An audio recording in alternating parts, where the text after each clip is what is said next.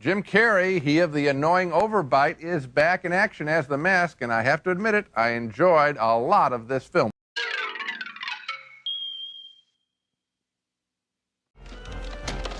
This is the story of Stanley Ipkiss. Stanley, you are the nicest guy. Really, you are. Yeah. His job is at the bank. You're 40 minutes late. Now, that's the same as stealing. I'm sorry, Mr. Dickey. It'll never happen again. In 1994, no one was having a better year as an actor than Jim Carrey. He first hit it big early that year with Ace Ventura, and he would end that year with the comedy classic Dumb and Dumber. But sandwiched between those was Jim Carrey taking on the role of Stanley Ipkiss, based on the comic book series The Mask. The plan to bring this Dark Horse Comics superhero to the big screen started years before, in 1989, but New Line Cinema and Dark Horse Comics couldn't agree on a story and the project stalled to get off the ground. The first plan for The Mask was a story about a mask maker who took the faces off corpses and would put them on teenagers, turning them into zombies. But director Chuck Russell wanted to go a more family-friendly route. Russell would hire screenwriter Mac Werb to hammer out a story for a family film movie, and the first draft was handed in less than 6 weeks, and then the project was greenlit by New Line Cinema. Rewrites started right away to give the film more humor, and by 1991 the movie seemed to be in development hell. One issue they had is who would play the wild masked character. It had to be someone that could capture the nice average guy look and also come off as the wild crazy alter ego. Some of the names New Line Cinema was looking at was Rick Moranis, Martin Short, Nicolas Cage, Matthew Broderick, and Robin Williams. But after director Chuck Russell saw Jim Carrey live at the Comedy Store and already knew his work from In Living Color, he knew Jim Carrey was perfect for the role. Once Jim Carrey was on board, the script was rewritten again to fit Jim Carrey's style. Finally, everything was falling into place. A budget was set at almost $20 million, and work started for a fast release date of July 1994. The film was a huge success right from the start, grossing $23 million opening weekend and would go on to make over $300 million worldwide. The movie would become the most profitable comic book movie of all times.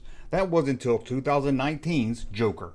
1984 was a great year for Jim Carrey, making him a household name by the end of the year.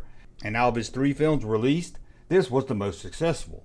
Even the critics, who mostly panned Ace Ventura, was praising the film for its humor, while some still wasn't sold on Jim Carrey himself. So you love this movie, but No, you're so I like grudging toward poor Jim Carrey. You even attacked his overbite. I have an overbite too. In fact, do? so do you, as a matter of fact. Not the same kind. When you say it's annoying, what's annoying about it? I find that what's annoying about him is that it's kind of predatory animal-like. Well, look, we didn't like Ace Ventura, and so you probably walked into this movie with a kind of a negative attitude, and maybe No, I I did don't. too. As a matter of But fact, I don't. I feel that Jim Carrey is extremely important to the success of this movie, and that somebody else in that character might not have done as good a job. And you give I think credit that's to true. everyone, to special effects, to Cameron Diaz, who was beautiful, to the dog, who was very funny. Why not give some credit to the guy who plays the title role? I was trying to give some credit. When he is held in check, grudgingly, no, when he is held in check, I don't give positive reviews grudgingly. That's a. No, wait, You just finished saying that you wish that Pauly Shore hadn't been held in check in the other movie.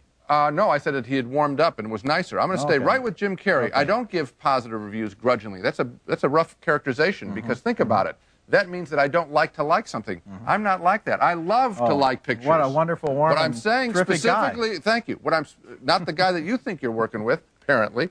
What I don't like about Jim Carrey is that he's got that predatory thing held in check as an ingredient in the film. Okay? He works. To help promote the film, New Line Cinema reached out to Kenner for a line of action figures based on the film.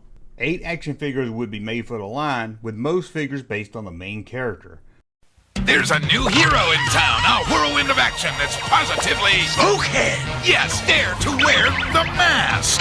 From zero to hero, the mask is one lean green crime-fighting machine. He's a hard-hitting superhero as he battles the evil mask-stealing Dorian. He's a quick-draw dude with maskitude.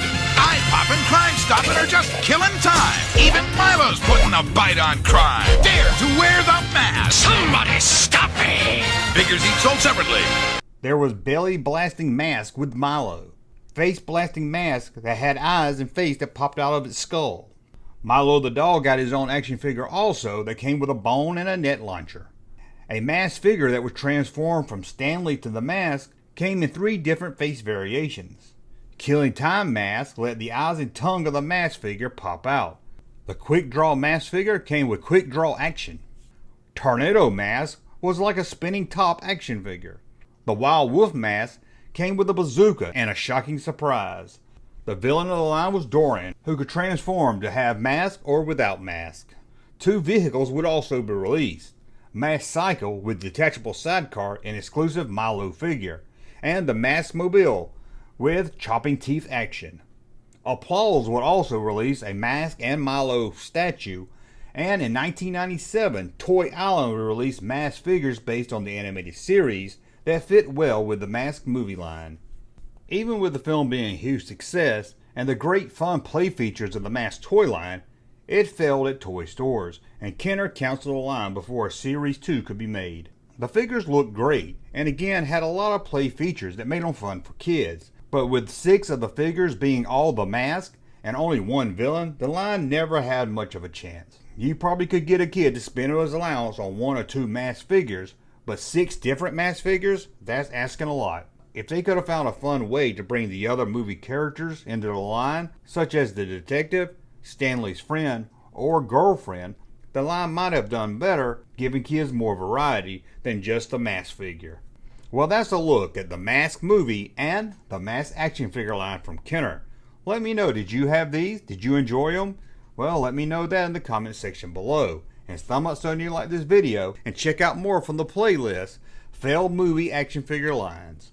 Until next time, we'll talk again. The Mask. Ooh, somebody stop me! Hey, Junkman channel popping though. Thank you, sir, for that unsolicited testimony.